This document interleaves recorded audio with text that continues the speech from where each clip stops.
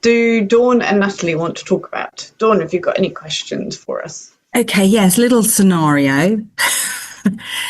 Gross misconduct.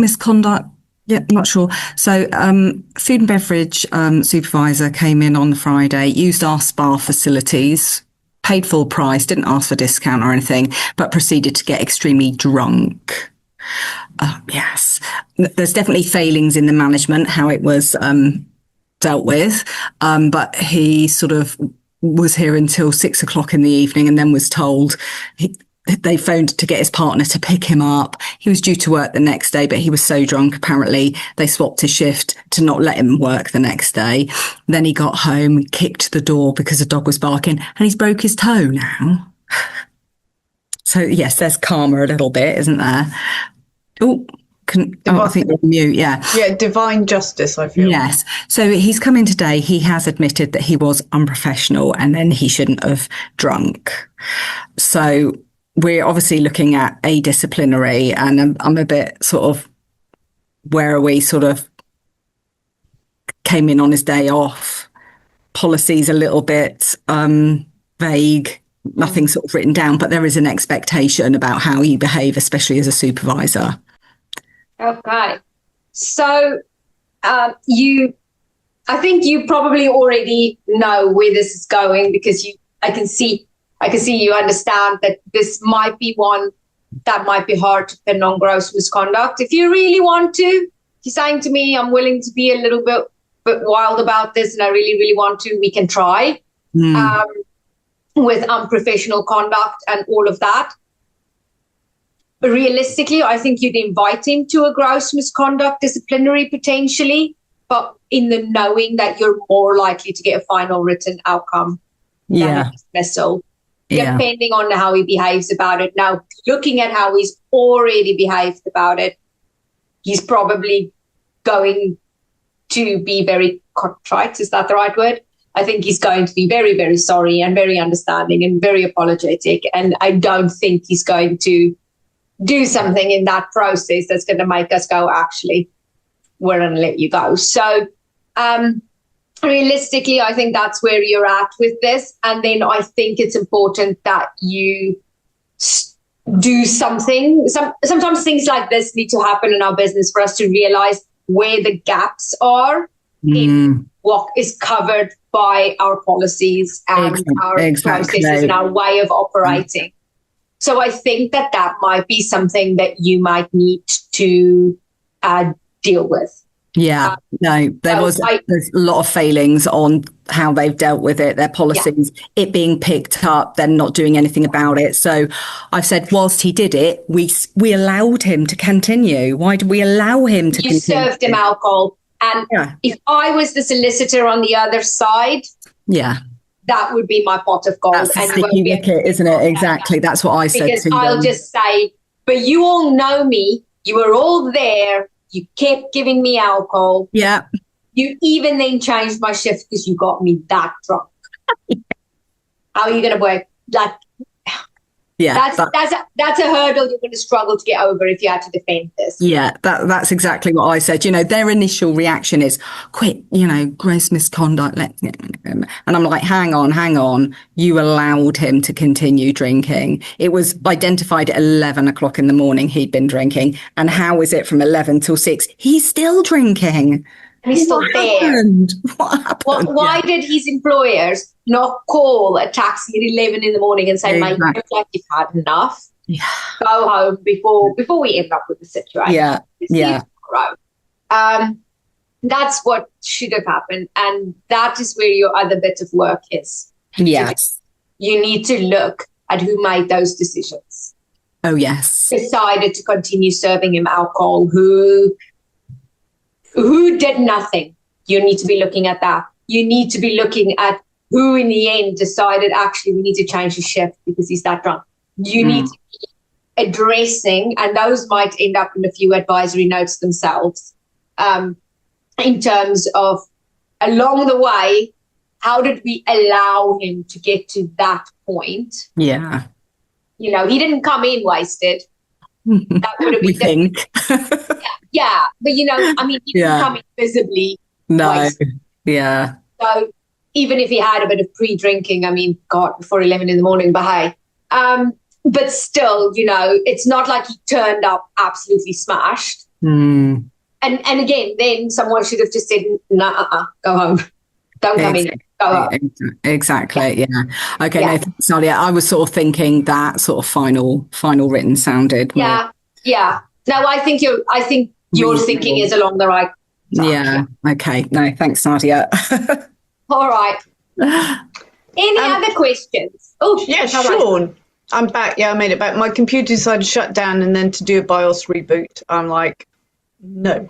That would be gross misconduct. So already done it twice this week. It's so annoying. Sean, did you have a question for us? You're not usually on the call. I do. And I'm new here. So, Carolyne, we've got a small HR issue brewing at the moment in one of the franchise businesses. Someone went to service their vehicle. The vehicle went in for a service, and basically routine checks haven't been carried out on the vehicle. So, you know, not the end of the world, but it's with an employee that's got questions over them. What's going to be the best approach to take with that? Because when they sign the vehicle policy, they need to do various checks and things. It hasn't been done, so it's unserviceable, tyres are bald.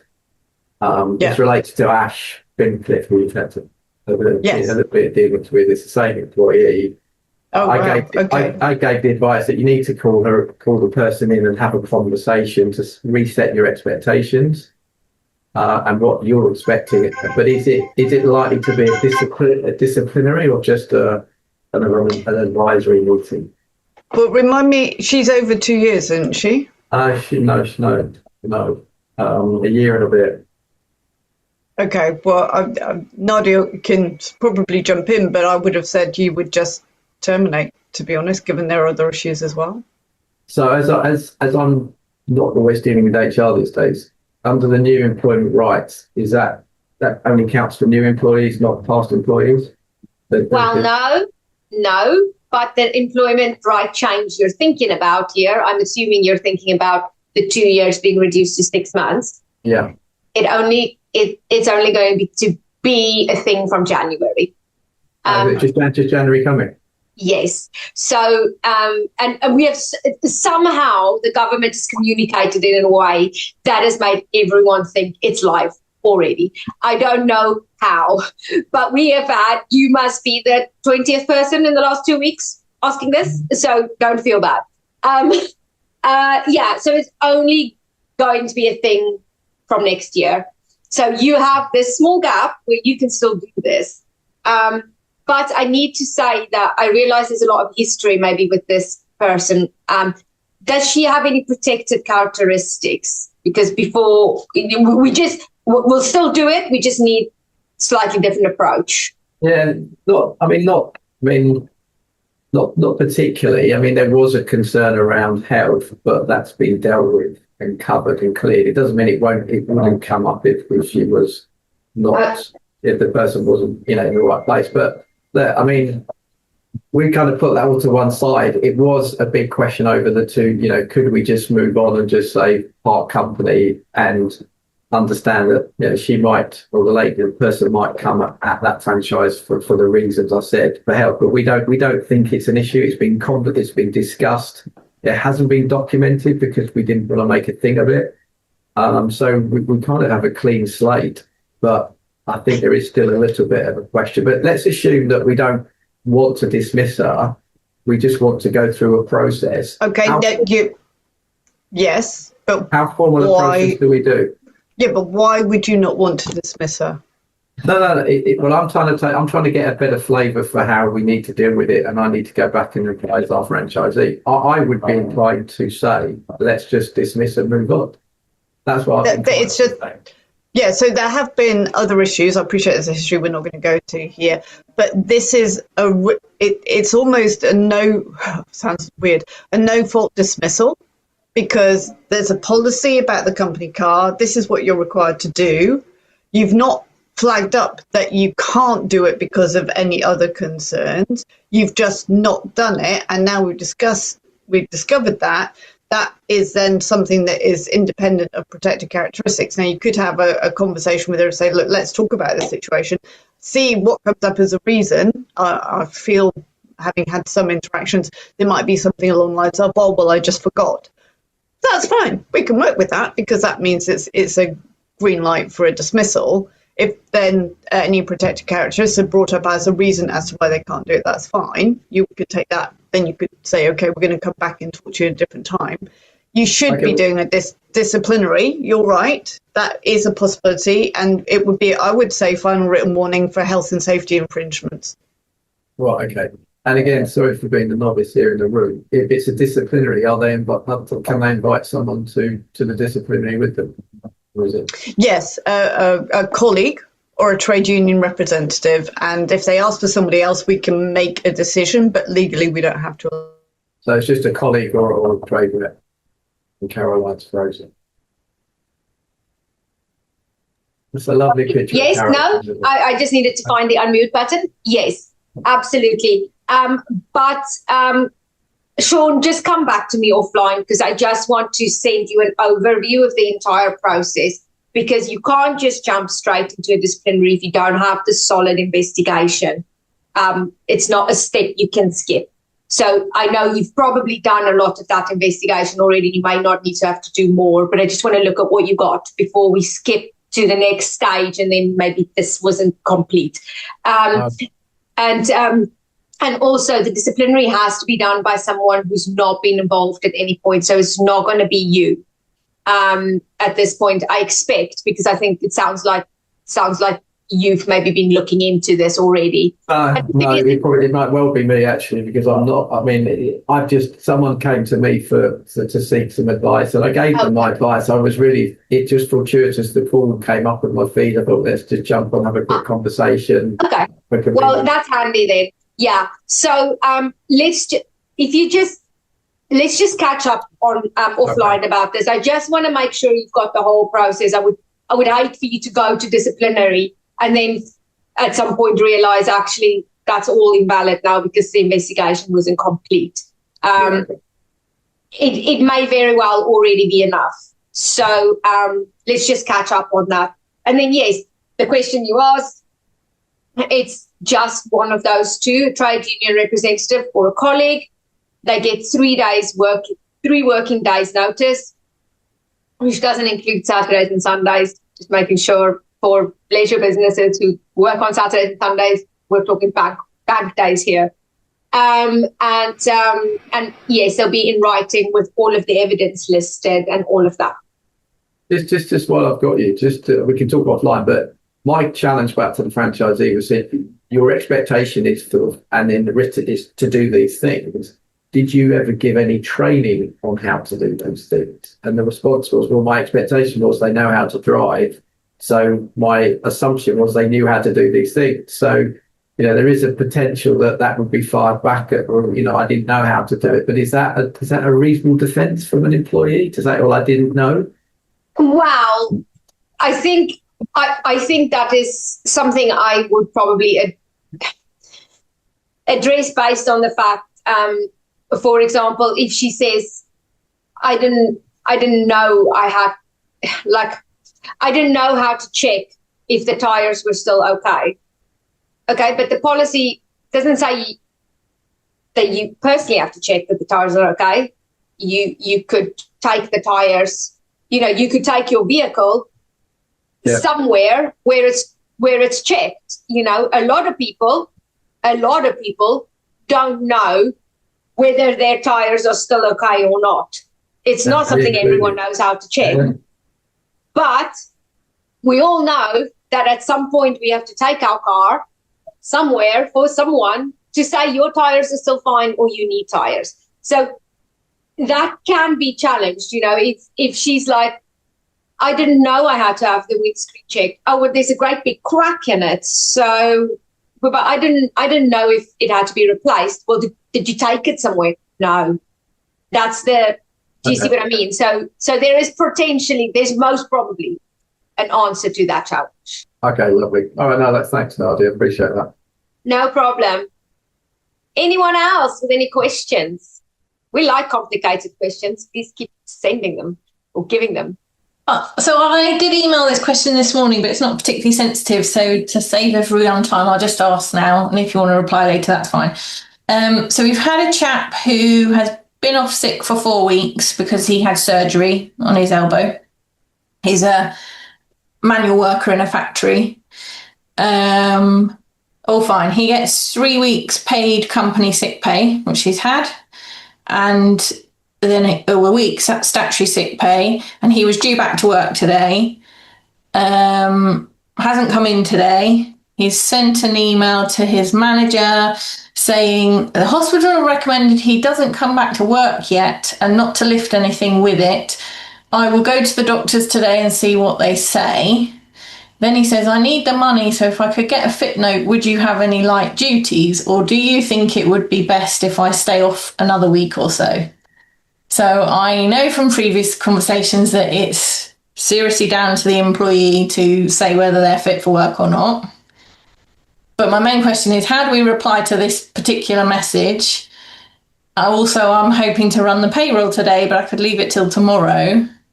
Because I presume without another fit note, I can't give him SSP for today or tomorrow or the rest of next week if I don't know. So I'll answer part of your question and I'll get Felicity to answer the rest because she actually already has. So the part that I will answer is in terms of payroll. I think you can go back to this employee and say, could you let us know as soon as possible whether you would be returning? Whether you'd be returning to work. I would caution on the side of paying him SSP and rather fixing that later, because realistically, a doctor might say to him today, not a chance, mate. The other thing I would state in my response is because he's asking his manager to decide for him, and we don't want to do that. We're not doctors. So the response somewhere must contain, and hopefully at the start, you should really go with your doctor's guidance. You should decide if you're ready to return, but I would always advise going with your doctor's guidance. That's the answer, where we slightly want to push that question away from us and back to go speak to your doctor and then let us know. Don't ask us to be the doctors. Yeah. But yeah, I'll let Felicity answer the rest of the question for you. Can I just say something on pay? So you can pay full pay and then adjust it to SSP next month, which will probably that's what I would normally do, but I just don't really want to do that if I get a fit note tomorrow that signs off for the rest of the day. I've just had to do that. My payroll's really late this month, and I had somebody go off on the 19th, and I thought I need to get this sorted this month, otherwise it's 2 weeks worth. But if they were off sick next week, then it's too late. The payroll's gone, so you'd then have to just make an adjustment for the previous week. But anyway, I thought I'd mention. Yeah. So then going back to this gentleman, so what I was going to say was once he's got, so I noted he said he was going to go to the doctors. So once he's got that, have a conversation with him and do a return to work. So how is he feeling? What does he think he can manage? Because he's already put some guidance in there. What advice has he got? And then any adjustments. And I noted that the manager said potentially, because he asked about lighter adjustments, there was some work that might be able to be done for a week. Yeah. And so if he's willing to work, if he's saying to you, either the doctor said yes or I can absolutely do it, and he says I can do some lighter duties, and you've identified, even if it's a week's worth of lighter duties, then you can offer him to do that essentially. And if it's about a week's worth, then I would pop in a review for the end of that week, see how he's got on, and at that point he might say, actually, this has been perfect, all I can manage, or he might say, no, I feel like I could actually step back up to doing more of my old role. And you can sort of gauge whether he can shift back more into his normal role, as it were, with adjustments. So you might still be looking at somewhat reduced duties or shorter shifts or anything else like that. But if you've identified some lighter adjustments that he's asked for, he's saying, yes, I can come and and do it, then really you should accommodate at least that request for at least that week that you've identified. So if we get to the end of next week and he says he's still not well enough to do his normal job, but we've got no more lighter duties because he's effectively done them all that next week, can we then say, well, we can't offer you any more lighter duties, so he either has to be off sick or go back to his normal job? Well, you could, or you could find some lighter duties. And I know that doesn't always sound logical, and sometimes there just aren't any, and that's okay. But we don't just want to blanket say, oh, well, there isn't any. Like, you need to at least look, right? I mean, the other two, please jump in. Well, I was just wondering which elbow it was. Is it his main arm? I don't know. Just because that's going to make a difference, isn't it? If it's if it was me, if it was my right elbow, there's very little light duties I can actually do on my left-hand side. So that's going to restrict what he's able to do anyway. And that might play a role in when he says, oh, I can do light duties. In today's response, should we suggest that we think we've got at least a week's worth of light duties and it'll have to be reviewed next week? So sort of planting the seed that is not necessarily ongoing light duties. We'll have to see. I would say once you've been to your doctor, let's have a chat. Absolutely. Let's set up a talk, a return to work conversation, and we'll talk about how you're feeling and what potentially could work. Okay. And then in that conversation, you can ask more questions around what have they said and how are you feeling? And like Carolyne said, if it's his dominant, you'll get more of an indication of what he can do and how. So at this stage, you don't need to promise anything. What you're showing is we're considering, we're considering, and then we'll work with you to understand what we can do. Sure. Okay, then. Okay, thank you very much. Good. I think that's it. What was the other thing I saw in the news was about introducing maximum workplace temperatures. So, which they do every time it's going to get hot, but I'm really sorry there isn't a maximum workplace temperature, and there isn't really a minimum either. There is for computers and servers. They have very clear temperatures. Human beings, not so much. It's more of a reasonable thing. And it's supposed to be this temperature, more than this, and not too much. And you can have the opportunity. So yes, when people start talking about temperatures, this is why we have thermometers in my office, actually, to be honest, everywhere in my house. So I can go, is it me feeling hot, or is it actually hot in this room? And you might want to get these little square thermometers to place around. So when your staff say, oh, yes, I've got one here, thank you. It says, can you see that? And it also tells you the humidity. So if people have problems with humidity and their hair going frizzy, you'll know whether you've got a problem. But the point is, if you have that, then they can't, if they say, oh, it's really hot, and it says it's 37 degrees, they're absolutely right. If it says 22 degrees, then there's another thing going on. It's just a nice way of doing that. So I'm a great believer in thermometers. So there you go. Yeah, I think that's it for now. There's no big legal changes planned for the next week. We're almost in June. It's less than a month to the longest day of the year. It's about time we had some decent weather.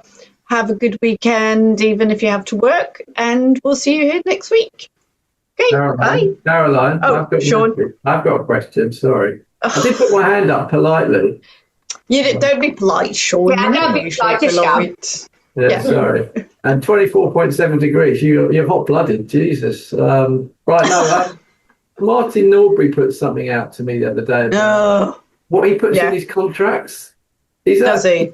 Are you aware of this about, like non-solicitation and non-compete? He puts like a $5,000 or $10,000 figure on it. Is that... No, absolutely illegal, totally unenforceable. He's just bluffing. Okay. Oh, and there you go. You're frozen again. Just in the moment, it's just... It's just... I think it's usual. Just when it gets interesting, she's when it was anyone else. No. It was the what I felt were completely unreasonable terms that he says. Oh no, you can absolutely put it in the contract of employment, but it was.